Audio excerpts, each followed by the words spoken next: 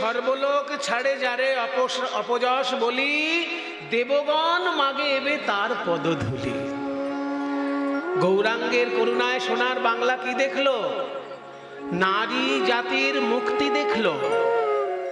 মেয়েদেরকে পিছিয়ে রাখা হতো সমাজের সমস্ত কাজে, কিন্তু নিতাই গৌর এমন একটি বৈষ্ণব আন্দোলন বাংলার বুকে আনলেন যে বাংলার মেয়েরা পর্যন্ত, বাংলার নারী সমাজ পর্যন্ত বাংলার শিক্ষা, বাংলার দর্শন, বাংলার সাহিত্য, বাংলার সঙ্গীতের সঙ্গে ওতপ্রোতভাবে যুক্ত হতে পারল। আগেকার দিনে বলতো মেয়েরা আবার পড়াশোনা করবে কি, মেয়েরা শুধু খুন্তি নাড়বে। কিন্তু বৈষ্ণব আন্দোলনে দেখা গেল মেয়েরা শিক্ষিকা হয়েছে। আপনারা শুনলে অবাক হবেন, রবীন্দ্রনাথ ঠাকুরের পরিবারের যারা ছোটবেলায় পড়াশোনা করেছে তাদের বাড়ির মেয়েদেরকে পড়াতে আসতো গোস্বামিনীরা। মেয়েদেরকে পড়ানোর জন্য বৈষ্ণব পরিবারের মহিলারা আসতেন, কারণ বৈষ্ণব পরিবারের মহিলাদের মধ্যে পড়াশোনার চালুটা, পড়াশোনার চর্চাটা খুব গভীরভাবে ছিল। তাই বাংলার নারী সমাজ যে পিছিয়ে ছিল শিক্ষার জগৎ থেকে, সেটা তো বিদ্যাসাগর পরে এনেছেন, রামমোহন রায়ের সহযোগিতা করেছেন, এগুলো সব পরে ঘটেছে। আগে তো নিতাই গৌর তারা এনে করলেন কি, বৈষ্ণব সমাজের মধ্যে নারীদেরকে পিছিয়ে রাখা চলবে না, ওই জন্য নারীদেরকে অগ্রাধিকার দিলেন তারা। নিত্যানন্দ প্রভু যখন দেহত্যাগ করলেন, তারপরে জাহ্নবা মা বৈষ্ণব ধর্মের হাল ধরেছিলেন। তাহলে নারীর কাছে দীক্ষা নিচ্ছে কত বড় বড় মানুষ, কত বড় বড় পণ্ডিত লোক। তাই বলা হচ্ছে যে নারীদের যে একটা মুক্তি, সেটাও ঘটলো এই বৈষ্ণব আন্দোলনের ফলে, যেটা আগে ভাবাই যেত না বাংলার মুখে। তাই গৌরাঙ্গ করুণার কথা বলিবারে নারী, সংকীর্তন মাঝে নাচে কুলের বৌহারি। আরো শুনবে, ছোট জাতের মানুষকে অসম্মান করা হতো, কিন্তু মহাপ্রভুর বৈষ্ণব আন্দোলন এসে ছোট জাত বড় জাত সবাইকে একাকার করে দিল। হরিদাস ঠাকুর মুসলমান পরিবারে জন্ম নিয়েছিলেন, কিন্তু তাকেও মহাপ্রভু কোলে করে নৃত্য করেছেন। পুরীধামে যখন তিনি দেহত্যাগ করলেন, মহাপ্রভু তাকে কোলে করে নৃত্য করে নিজে হাতে সমাধি দিয়েছেন। এটা ভাবা যায়? পুরীর মতন জায়গায় মহাপ্রভু নিজে হাতে কোলে করে হরিদাসকে নিয়ে নাচছেন। ছোট জাত বড় জাত সব মুছে দিলেন আমার নিতাই গৌর এসে।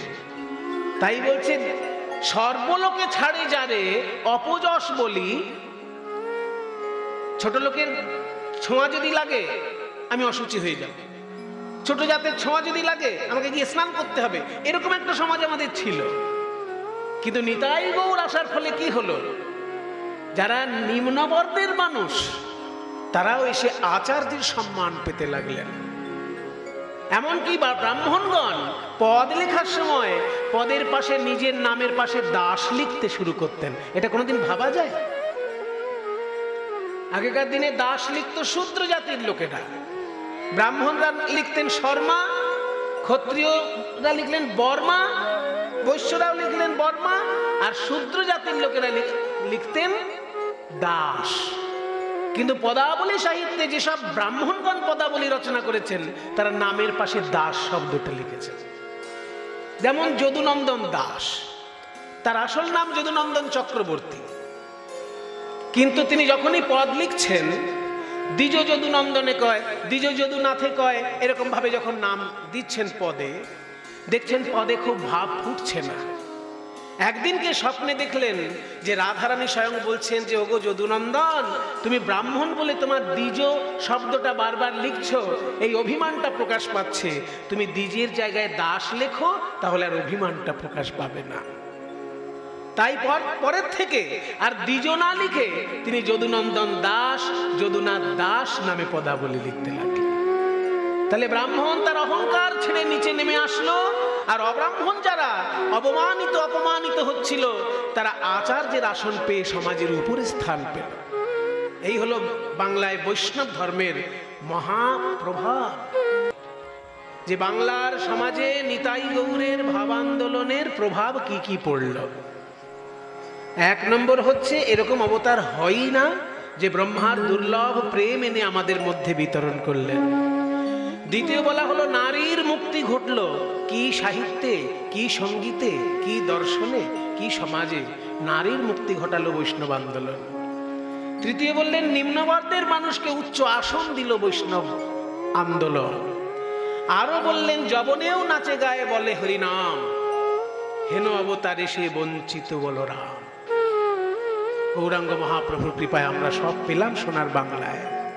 এইবার আমরা দেখব যে এই বৈষ্ণব ধর্মের যারা প্রতিষ্ঠাতা তারা কারা, তাদের মধ্যে একজনের কথা আজকে আমরা শুনব। বৈষ্ণব ধর্মের প্রতিষ্ঠাতা কারা, এই কথাটা বলেছেন কে জানেন? যাকে সবাই ভয় পায়, যার নাম শুনলেই লোকে ভয় পায়, সেই দেবতা এই কথাটি বলেছেন। সেই দেবতাটির নাম হচ্ছে যমরাজ।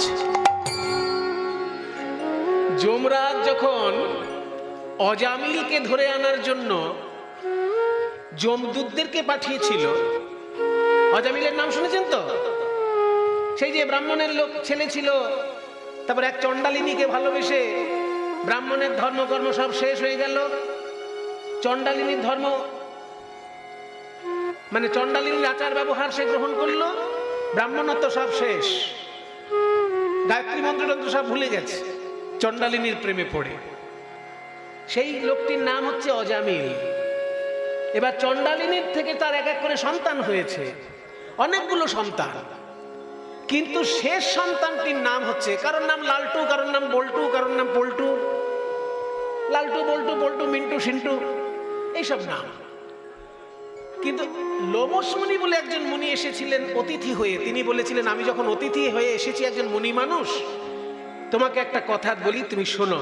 10খানা ছেলে হয়েছে, 9টা ছেলের নাম রেখেছো লালটু বল্টু পিন্টু সন্টু এইসব রেখেছো, কিন্তু একটা ছেলের নাম রাখো নারায়ণ, যাতে চলতে ফিরতে তুমি ভগবানের নাম নিতে পারো। ওই জন্য 10টা ছেলের মধ্যে একটা ছেলের নাম রেখেছিল নারায়ণ, সেটা ছোট ছেলে, ছোট ছেলেটা, তার নাম রেখেছে নারায়ণ।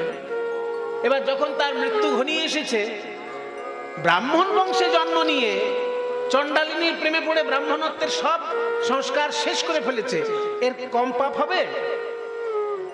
ওই জন্য যমদূত এসে তাকে একেবারে ঘাড়ে মোটকে নিয়ে যাওয়ার জন্য এসেছে। এবার যমদূতদেরকে দেখে অজামিল এত ভয় পেয়ে গেল, 10টা ছেলের মধ্যে লালটু বল্টু সিন্টু মিন্টু কারোর নাম মনে পড়লো না, নাম মনে পড়লো ছোট ছেলে নারায়ণের।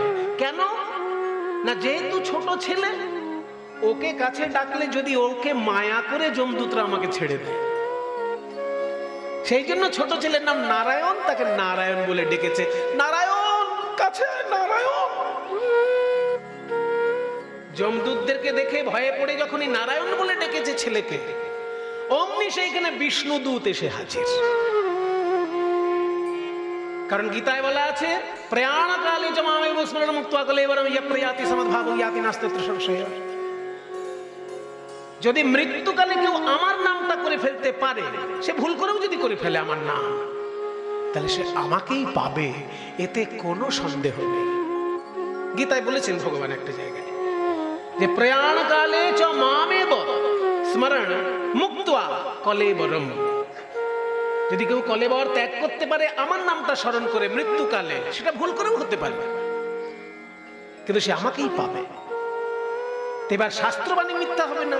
তাই যখনই নারায়ণ বলে ডেকেছে মৃত্যুকালে, 4 জন বিষ্ণুদূত এসে হাজির। যমদূত এসেছিল 2 জন, তাদের 2টো করে হাত, আর নারায়ণ নাম করে ফেলেছে বলে বিষ্ণুদূত এসেছে 4 জন, তাদের 4টে করে হাত। তাহলে 2 দলের মধ্যে যদি লড়াই হয়, হারবে কারা? 2 জন এসেছে 2টো করে হাত, আর 4 জন এসেছে 4টে করে হাত। লড়বে তো যারা দলে ভারী আছে, তারাই তো জিতবে না। তাই যমদূতরা তখন ভয়ে নড় বলে, তোমরা আবার কারা হে, 4টে করে হাত? তোমাদেরও হাতে দেখছি শঙ্খ চক্র গদা পদ্ম, সব কি? বলে আমরা হচ্ছি বিষ্ণুদূত। ও বাবা, বিষ্ণুর হাতে শঙ্খ চক্র গদা পদ্ম থাকে, তোমাদেরও হাতে আবার শঙ্খ চক্র গদা পদ্ম? বলে হ্যাঁ, আমাদের হাতেও শঙ্খ চক্র গদা পদ্ম থাকে। তো নরকে নিয়ে যাবার জন্য এসেছি, তোমরা কেন এই সময় এসেছো? কেউ হরিনাম যদি ভালো করে জপ করছে তার কাছে যাও, নাম জপ করতে করতে মারা গেল, তার কাছে যাও। এই বেটা সারা জীবন পাপ কাজ করে মরার সময় ছোট ছেলেকে ডেকেছে নারায়ণ বলে, এর কাছে কেন এসেছে? তখন বিষ্ণুদূত বললেন, শোনো, ও সারা জীবন মহা পাপ করেছে, একেবারে ঠিক কথা। চণ্ডালিনীর মন রাখতে গিয়ে ব্রাহ্মণের ছেলে হয়ে প্রথম কথা মন্ত্রতন্ত্র সব ভুলে গেছে। এমন পাপ নাই করে নাই, এমন পাপ নেই ও করেনি চণ্ডালিনীর মন রাখতে গিয়ে।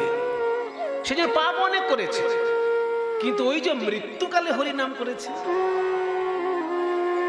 ওই জন্য আমাদের কিছু করার নেই, ওকে নিয়ে আমরা বিষ্ণু লোকে যাব। বলি আবার কি ঢঙের কথা? সারা জীবন পাপ করেছে, মরার সময় একবার নারায়ণ বলেছে বলে বিষ্ণু লোক? বলে হ্যাঁ। এ কোন শাস্ত্রে লেখা আছে? বলে আছে, সব জায়গায় থাকে না, এটা ভাগবত ধর্মের বিধান। সাধারণ মানুষ যে ধর্ম মেনে চলে তাকে বলে মানব ধর্ম। আর মৃত্যুকালে হরিনাম করলে সব পাপ ক্ষমা হয়, এটা যে ধর্মে বলে সেই ধর্মটার নাম ভাগবত ধর্ম।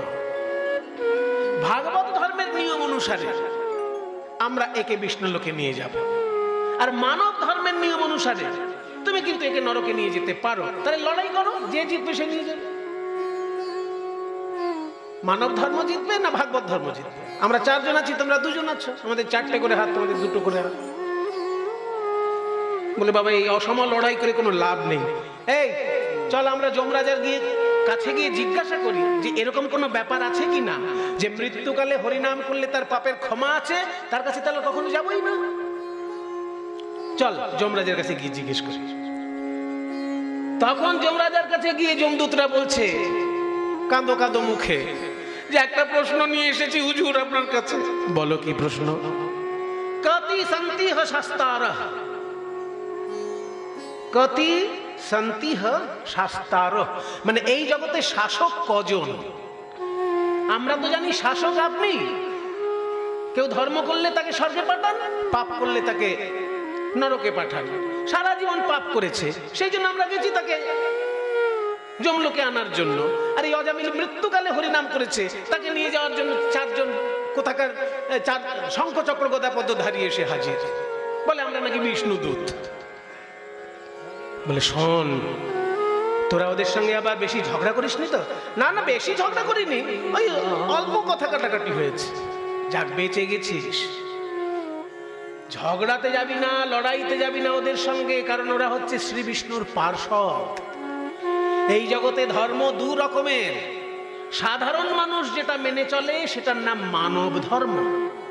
মানব কেন না, মনু থেকে এই ধর্ম এসেছে। মনু সংহিতা, ওই মনু থেকে এই ধর্ম এসেছে বলে তার নাম মানব ধর্ম। আর যেটা অসাধারণ ধর্ম একটা পৃথিবীতে আছে, যার কিছু কিছু নিয়ম মনুর সঙ্গে মিলবে না, সেই ধর্মটার নাম হচ্ছে ভাগবত ধর্ম। ভগবানের ভক্ত যারা, তারা মেনে চলেন এই ধর্মটা, ওই জন্য এর নাম ভাগবত ধর্ম। ভাগবত শব্দের অর্থ হচ্ছে ভগবত সম্পর্কীয়। ভগবত সম্পর্কীয় ধর্ম, তাই ভাগবত ধর্ম। বুঝলাম তো, কিন্তু এই ধর্মটা কেমন ধর্ম? এর প্রতিষ্ঠাতা কারা? এইখানে যমরাজ বলছেন যে এই ভাগবত ধর্মের প্রতিষ্ঠাতা হচ্ছে 12 জন। এইখানে যমদূতদেরকে বোঝানোর জন্য যমরাজ বলছেন এই ভাগবত ধর্ম যারা প্রতিষ্ঠা করেছেন জগতে, তারা সংখ্যায় হলেন 12 জন। শুনে রাখ, সেই 12 জনের নামে রোজ প্রণাম করবি। স্বয়ম্ভূর নারদ শম্ভু কুমার কপিল বলির বৈয়া সখীর ব্যাস, বলির বৈয়া সখীর বল। স্বয়ম্ভূর নারদ শম্ভু কুমার কপিল প্রহ্লাদ জনক ভীষ্ম, বলির বৈয়া সখীর বয়। বলির বৈয়া সখীর বয়ম, বলির বৈয়া সখীর বয়। প্রহ্লাদ জনক ভীষ্ম, বলির বৈয়া সখীর বয়। বৈষ্ণব ধর্মের প্রতিষ্ঠাতা 12 জনের নাম বলা হলো এই সংস্কৃত শ্লোকটায়। 12 জনের নাম বলছি, আপনারা পারলে মুখস্থ করে নেবেন, কারণ এগুলো খুব জানার জিনিস বাবা। কীর্তন শুনতে গেলে আমার ঝাঁটা জুতোর তত্ত্ব শুনে বাড়ি চলে এলাম, ওতে খুব একটা ভক্তি লাভ হবে বলে আমার মনে হয় না। এইগুলো হচ্ছে তত্ত্ব কথা, যে ভাগবত ধর্মের প্রতিষ্ঠাতা কারা, বৈষ্ণব ধর্মের প্রতিষ্ঠাতা কারা, 12 জন। তাদের নামটা যদি মুখস্থ করতে পারেন আপনারই মঙ্গল হবে। প্রতিদিন যখন আহ্নিকে বসবেন, যখন মন্ত্র জপ করতে বসবেন, একবার তাদের নামে শুধু প্রণাম জানিয়ে নিলেই জীবন ধন্য। সেই 12 জন কারা? স্বয়ম্ভু। 1 নম্বর হচ্ছে স্বয়ম্ভু। স্বয়ম্ভু মানে যিনি নিজে নিজে জন্মেছেন, অর্থাৎ ব্রহ্মা। বিষ্ণুর নাভি পদ্ম থেকে তিনি নিজে নিজে জন্মগ্রহণ করেছেন, ওই জন্য তার নাম স্বয়ম্ভু, 1 নম্বর। 2 নম্বর হচ্ছে নারদ, নারদ মুনি, ইনিও আর একজন প্রতিষ্ঠাতা। 3য় জন হচ্ছে শম্ভু। শম্ভু মানে এটা কাউকে বলতে হবে না, হ্যাঁ, মায়েরা তো বিশেষ করে জানবেন, কারণ শিবরাত্রিতে মায়েরা কত ব্রত করেন, কত কঠিন ব্রত করেন শিব ঠাকুরের জন্য তার মায়েরা। তাহলে শম্ভু মানে শিব ঠাকুর, স্বয়ম্ভু, নারদ, শম্ভু। তারপর হচ্ছে কুমার। কুমার মানে, কুমার শব্দের অর্থ কি? যাদের বিয়ে হয়নি তাদেরকে কুমার বলে না, যে বিবাহিত না কুমার। তাহলে কুমার মানে যাদের বিয়ে হয়নি। ব্রহ্মার 4টি ছেলে আছে যারা বিবাহ করেননি, সন্ন্যাস জীবন পালন করেছেন আজীবন। জন্মগ্রহণ করেই তারা আজীবন ব্রহ্মচর্য পালন করেছেন। সেই 4টি ছেলের নাম হচ্ছে, সবারই নাম দন্তে স দিয়ে শুরু, ওই জন্য তাদেরকে একসঙ্গে বলা হয় চতুষ্ষণ। সবারই নাম দন্তে স দিয়ে শুরু বলে একজন একসঙ্গে 4 ভাইকে বলা হয় চতুষ্ষণ। নামগুলি হলো সনক, সনাতন, সনন্দ, সনত কুমার। এই 4 জন হচ্ছে কুমার। তাহলে স্বয়ম্ভু, নারদ, শম্ভু, কুমার। তারপর কে? কপিল। কপিল মুনির নাম শুনেছেন? সেই যে যিনি যোগ তত্ত্ব বিশ্লেষণ করেছেন, মাকে শিক্ষা দিয়েছেন জ্ঞান। আমাদের দেশে এমন অবতার আসে যারা মাকেও শিক্ষা দেয়, মায়ের কোলে শিক্ষা পেয়ে আমরা বড় হই। কিন্তু আমাদের দেশে এমন অবতার এসেছেন যারা জন্ম নিয়ে মাকেও শিক্ষা দিয়েছেন। কপিল দেবের মায়ের নাম ছিল দেবহূতি।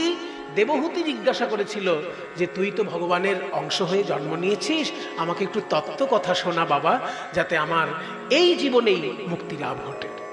তখন একের পর এক তত্ত্ব কথা কপিল মাকে বলেছিল। এই কপিল মুনির আশ্রম আমাদের বাংলায় আছে, সারা ভারতবর্ষের লোক সেখানে প্রণাম করতে আসে। কোন জায়গায়? এই তো ঠিক বলেছেন, সারা ভারতের লোক বলে হর তীর্থ বার বার, গঙ্গা সাগর একবার। পৃথিবীর যত তীর্থ আছে বারবার গিয়ে যা পুণ্য লাভ হয়, গঙ্গা সাগরে একবার যেতে পারলেই সেই পুণ্য লাভ হয়। এই গঙ্গা সাগরে যে মুনির আশ্রম প্রতিষ্ঠিত, তিনি হচ্ছেন কপিল মুনি। তাহলে স্বয়ম্ভু, নারদ, শম্ভু, কুমার, কপিল। তারপর মনু, একটু আগে বললাম মনু সংহিতা রচনা করেছেন যিনি, তিনিও কিন্তু 12 জনের মধ্যে একজন। তাহলে 12 জনের মধ্যে তিনিও কিন্তু একজন পড়ছেন, কুমার, কপিল, মনু। তারপরেই প্রহ্লাদ, সপ্তমে যার নাম, তার নাম হচ্ছে প্রহ্লাদ। প্রহ্লাদ জনক, জনক রাজা সীতা দেবীর বাবা যিনি, তিনিও কম নন। একজন রাজা লোক হয়েও তিনি বৈষ্ণব ধর্মের প্রতিষ্ঠাতাদের মধ্যে একজন। স্বয়ম্ভু, নারদ, শম্ভু, কুমার, কপিল মুনি, প্রহ্লাদ, জনক।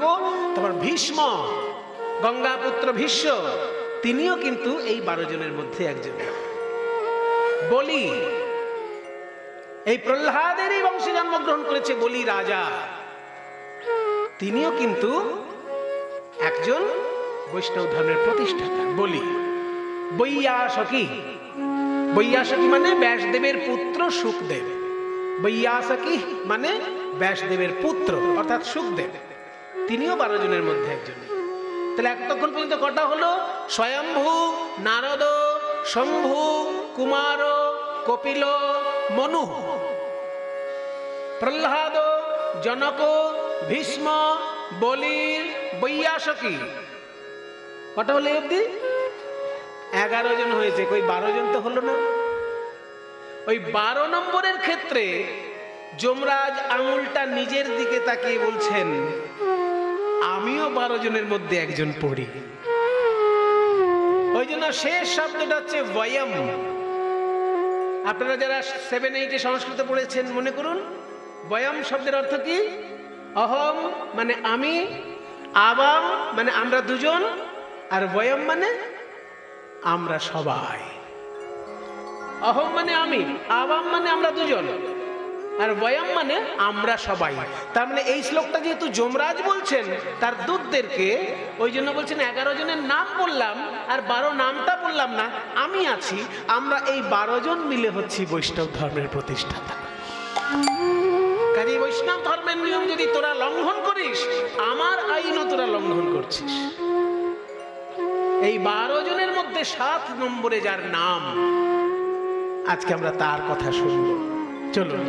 স্বয়ম্ভুর নারদ শম্ভু কুমার কপিল প্রহ্লাদ জনক ভীষ্ম বলির বৈয়া সখীর বয়। হরি ওম হরি ওম হরি ওম হরি ওম হরি ওম হরি ওম হরি ওম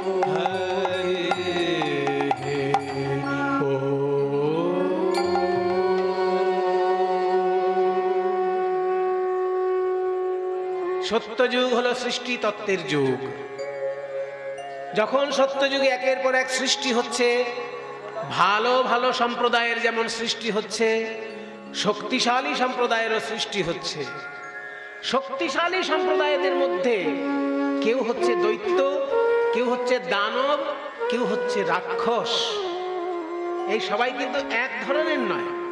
আমরা বাঙালিরা উচ্চারণের সময় একই বলি, দৈত্য দানব রাক্ষস, কিন্তু দৈত্য আলাদা, দানব আলাদা, আর রাক্ষস আলাদা। দৈত্য কারা? না, যারা দিতির গর্ভে জন্মগ্রহণ করেছেন। কশ্যপ রাজার, কশ্যপ ঋষির একাধিক স্ত্রী আছে। অনেকের গোত্র আছে না, কাশ্যপ গোত্র আছে আপনাদের মধ্যে কারণ আছে তো? আছে কাশ্যপ গোত্র। তাহলে কাশ্যপ গোত্রটা এসেছে কশ্যপ ঋষি থেকে। ওই কশ্যপ ঋষির কিন্তু একাধিক স্ত্রী ছিলেন, এবং এই একাধিক স্ত্রী থেকে একাধিক রকমের প্রজাতি জন্মগ্রহণ করেছে এই পৃথিবীতে। ওই কশ্যপ ঋষির স্ত্রী অদিতি, তার থেকে 12 জন দেবতা জন্মগ্রহণ করেছে। দেখুন, বাবা একজন, মা আলাদা। একজন মায়ের গর্ভে দেবতা জন্মাচ্ছে, আর একজন মায়ের গর্ভে দৈত্য জন্মাচ্ছে। কি অদ্ভুত সৃষ্টি তত্ত্ব! ওই জন্য বলছে মানসিকতাটার উপর নির্ভর করে সন্তান। মনে করুন, একজন মা একাদশীতে উপোস করে দ্বাদশীর দিন প্রসাদ গ্রহণ করেছে, তারপর স্বামীর সঙ্গে মিলিত হয়ে যে সন্তানটা হবে, তার সন্তান কেমন হবে? আর সেই স্বামীটারই যদি আর একজন স্ত্রী থাকে যে হানিমুনে গিয়ে সারা রাত্রির রঙিন রঙিন জল পান করেছে, তারপর একটা সন্তান জন্ম হয়েছে, সেই সন্তানটি কেমন হবে? দুটো সন্তান কি একই প্রকৃতির হবে? স্বামী একজন হলেও মায়ের জন্য সন্তান পাল্টে যাচ্ছে। স্বামী তো একই থাকছে, কিন্তু মায়ের আচরণ যদি ঠিক পথে না থাকে, তাহলে সন্তান পাল্টে গেল। তার সব থেকে বড় প্রমাণ হচ্ছে কশ্যপ ঋষির পরিবার। এই কশ্যপ ঋষির এক স্ত্রীর গর্ভে জন্মাচ্ছে 12 জন দেবতা, যাকে আমরা একসঙ্গে দ্বাদশাদিত্য বলে দিই। দ্বাদশাদিত্যের দুটো অর্থ হয়, এক হচ্ছে সূর্যের 12টি রূপ, আর আরেকটি অর্থ হচ্ছে 12 জন অদিতির পুত্র। অদিতির পুত্র বলে আদিত্য, আর দিতির পুত্র বলে দৈত্য। সোজা বাংলা ব্যাকরণ। দিতির পুত্র তাই দৈত্য, আর অদিতির পুত্র তাই আদিত্য। অদিতির গর্ভে জন্মগ্রহণ করলো 12 জন দেবতা, স্বামী কশ্যপ ঋষি। আবার দিতির গর্ভে জন্মগ্রহণ করলো 2 জন দৈত্য, স্বামী কিন্তু সেই কশ্যপ ঋষি। অদ্ভুত ব্যাপার। সেই জন্য কশ্যপ ঋষির পরিবারটা খুবই একটা মারাত্মক পরিবার এই সৃষ্টি তত্ত্বের ক্ষেত্রে। তার মধ্যে 2টি পুত্র যে জন্মগ্রহণ করলো, একটি ছেলের নাম হলো হিরণ্যাক্ষ, আরেকটি ছেলের নাম হলো হিরণ্যকশিপু। বাবা কশ্যপ, মা দিতি। জন্মগ্রহণ করলো হিরণ্যাক্ষ আর হিরণ্যকশিপু। এই দুই পুত্র জন্মগ্রহণ করলো। কেন জন্মগ্রহণ করলো তারও একটা ইতিহাস আছে। কেন দৈত্যরূপে জন্মগ্রহণ করতে হলো, ঋষির বংশে দৈত্য কেন জন্ম নিল, এরও একটা ইতিহাস আছে। ইতিহাসটা ঘটেছে আরো আগে বৈকুণ্ঠে। বৈকুণ্ঠ, গোলক আর স্বর্গ এগুলো সব কিন্তু এক জিনিস নয়। এই চুলচেরা বিচারগুলো আমাদের মাথার মধ্যে কিন্তু থাকা দরকার। বৈকুণ্ঠ মানে যেখানে শঙ্খ চক্র গদাপদ্মধারী বিষ্ণু বিরাজ করেন, আর গোলক মানে যেখানে সপরিবারে সখাদের সঙ্গে নিয়ে শ্রীকৃষ্ণ বিরাজ করেন। কৃষ্ণের যে অবস্থান ভূমি নিত্য ধাম সেটা হচ্ছে গোলক, আর বিষ্ণুর যে অবস্থান ভূমি তার নাম হচ্ছে বৈকুণ্ঠ, আর দেবতাগণ যেখানে থাকেন তার নাম স্বর্গ। কাজে স্বর্গ, বৈকুণ্ঠ, গোলক এগুলো শুনতে কাছাকাছি হলেও জায়গাগুলো কিন্তু এক নয়। তো যেটা বলতে যাচ্ছিলাম যে যখন বৈকুণ্ঠে বিষ্ণু বিরাজ করছেন শঙ্খচক্র গদাপদ্ম ধারণ করে, তখন সনক, সনাতন, সানন্দ, সনত কুমার এই চারজন যে ব্রহ্মার পুত্র, একটু আগে বলেছি, যারা ছোটবেলা থেকেই ব্রহ্মচর্য গ্রহণ করেছেন, তাদের এতখানি ত্যাগ যে তারা বস্ত্রও পরতেন না। আমার মনে হয় এদের থেকেই বোধহয় দিগম্বর জৈনের ধারাটা হয়তো অক্ষুণ্ণ রয়েছে। জৈন সম্প্রদায়ের মধ্যে দেখবেন দুটো ধারা আছে। জৈন সম্প্রদায়ের মধ্যে দু ধরনের সাধু হয়। এক ধরনের সাধু আছেন যারা কোনো বস্ত্রই পরেন না, তাদেরকে বলা হয় দিগম্বর জৈন। আর জৈনদের মধ্যে আর এক ধরনের সাধু আছেন যারা সাদা কাপড় পরেন, তাদেরকে বলা হয় শ্বেতাম্বর জৈন। তাহলে আমরা দেখেছি যে ত্যাগের যখন শেষ শিখরে পৌঁছে যায় কেউ, তখন সে কাপড়টাও পরে না। সেই রকমই ত্যাগ হচ্ছে ব্রহ্মার এই প্রথম চার পুত্রের। তারা বস্ত্র পরিধান করতেন না এবং তাদের দেখতে 5 বছরের শিশুর মতো। বয়সে তারা হয়তো 100, 200, 1000 বছর বয়স হয়ে গেছে, কিন্তু দেখতে তাদের 5 বছর ছেলেরই মতো শরীরের গঠন। এবার ওই বস্ত্র না পরে যখনই বিষ্ণুর কাছে দেখা করতে এসেছেন, তখন বিষ্ণুর দরজায় দুজন দারোয়ান ছিলেন, একজনের নাম জয়, একজনের নাম বিজয়। তারা সঙ্গে সঙ্গে দরজা আটকেছে। দাঁড়াও, কে তোমরা? ছোট ছোট বাচ্চা ছেলে, এরকম ভাবে ধুলো খেলা করতে করতে চলে এসেছো নারায়ণের কাছে? হে জয়, হে বিজয়, আমরা চারজন কেউই বাচ্চা ছেলে নই, আমাদের দেখতে বাচ্চা ছেলের মতো, কিন্তু আমরা চারজন হলাম ব্রহ্মার পুত্র। আমরা আবাল্য ব্রহ্মচারী, আমরা ভগবান বিষ্ণুর দর্শন প্রার্থী। ভগবান বিষ্ণুর দর্শন প্রার্থী, জামা কাপড় থাকবে না গায়ে? কোনো কোনো ক্ষেত্রে জামা কাপড় না থাকাটাই ভালো। যেমন আমি একটা উদাহরণ দিচ্ছি, যদি কারোর গোপন অঙ্গে কোনো রোগ হয় আর সে যদি সেই রোগের ডাক্তারের কাছে যায়, তখন কি সে বলবে যে জামা কাপড় পরেই আমি ডাক্তারের চিকিৎসা করাবো? যদি অতিরিক্ত লজ্জা হয়, ডাক্তার তখন বলবে ওকে অজ্ঞানের ওষুধ দে, ইনজেকশন দে, অজ্ঞান হোক, তারপর আমি ওর চিকিৎসা করব। তাহলে সব ক্ষেত্রে লজ্জা চলে না। কোনো কোনো ক্ষেত্র আছে যেখানে লজ্জার কোনো প্রয়োজন হয় না। তো যে বিষ্ণুর সঙ্গে আমি দেখা করতে যাচ্ছি, তিনি তো আমার হৃদয় মন্দির আলো করেই আছেন। তিনি আমার হৃদয়ের মধ্যে অশরীরী অবস্থায় আছেন আর সশরীরে বিরাজ করছেন বৈকুণ্ঠে। আমি তাকে একটু সশরীরে দেখতে চাই, তিনি তো আমার হৃদয়েই রয়েছেন। নারায়ণ নম নারায়ণ, নারায়ণ নম নারায়ণ, শঙ্খ চক্র গদা কেয়ুরভান, শঙ্খ চক্র গদা কেয়ুরভান, শঙ্খ চক্র গদা কেয়ুরভান, শঙ্খ চক্র গদা কেয়ুরভান। জয় জয় হে শ্রীবৎসলাঞ্ছন,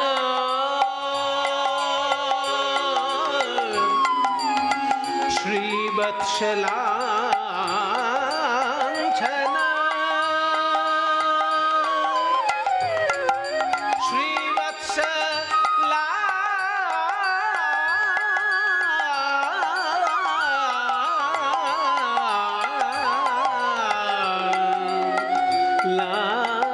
लांछना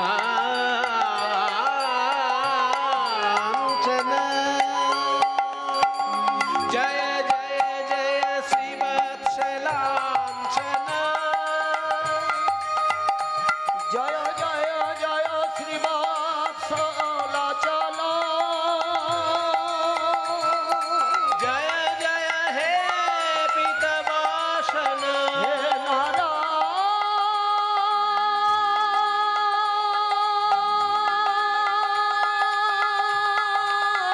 नारायण हे नारायण দেখা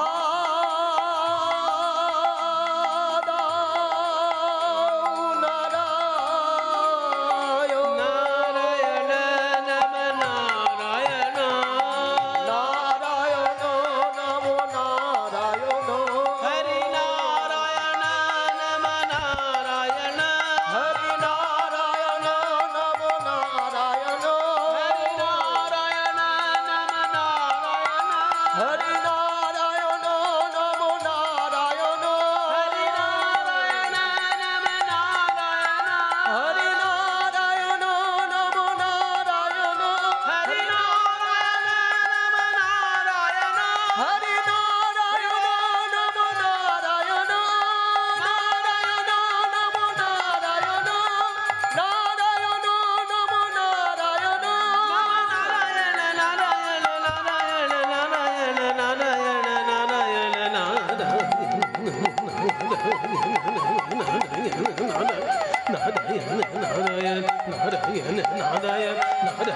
নারায়ণ नारायण